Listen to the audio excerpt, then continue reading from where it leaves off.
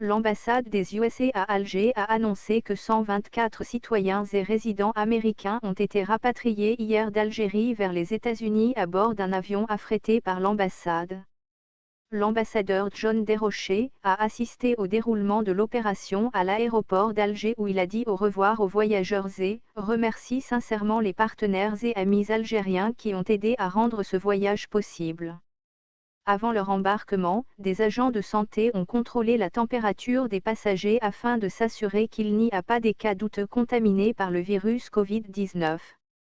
Quiconque a de la fièvre ou semble malade ne sera pas autorisé à monter dans l'avion, avaient précisé les services de l'ambassade.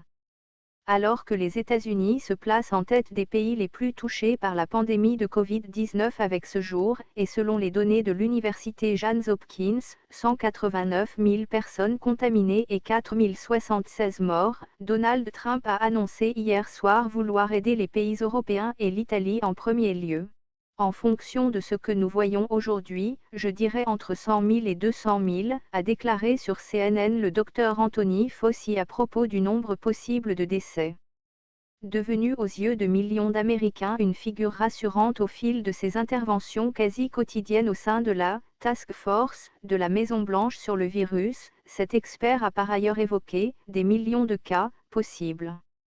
Mais il a aussi tenu à rappeler, avec prudence, que les modèles de projection se basaient toujours sur des hypothèses. Je n'ai jamais vu, parmi les maladies sur lesquelles j'ai eu à travailler, un modèle dont le pire des cas se réalisait. Ils sont toujours surestimés, a ajouté le directeur de l'Institut national des maladies infectieuses. Selon l'université Johns Hopkins, dont le comptage fait référence, plus de 189 000 cas positifs à la Covid-19 ont été officiellement déclarés jusqu'ici aux États-Unis, un record à travers le monde. Les prévisions de l'école de médecine de l'Université de Washington tablent sur un pic d'épidémie autour de la mi-avril aux États-Unis, avec un nombre de morts stagnant autour de 80 000 à partir de juin, en suivant la trajectoire actuelle. Selon leur modèle, ce nombre évolue de 38 000 morts au minimum, à 162 000 au maximum. L'État de New York, que Donald Trump avait envisagé samedi de placer en quarantaine avant d'y finalement renoncer, compte à lui seul près de la moitié des cas officiellement déclarés aux États-Unis. Chaque métropole devrait envisager la possibilité d'une crise équivalente à celle de New York, et faire dès maintenant tout ce qu'elle peut pour l'en empêcher.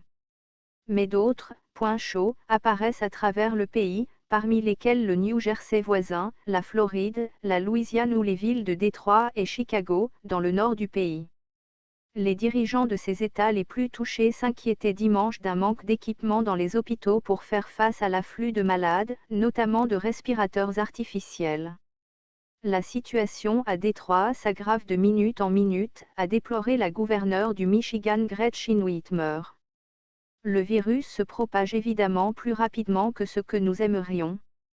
Nous restons sur une trajectoire qui nous ferait dépasser notre capacité de prise en charge sanitaire, s'est inquiété de son côté le gouverneur de la Louisiane John Bel Edwards.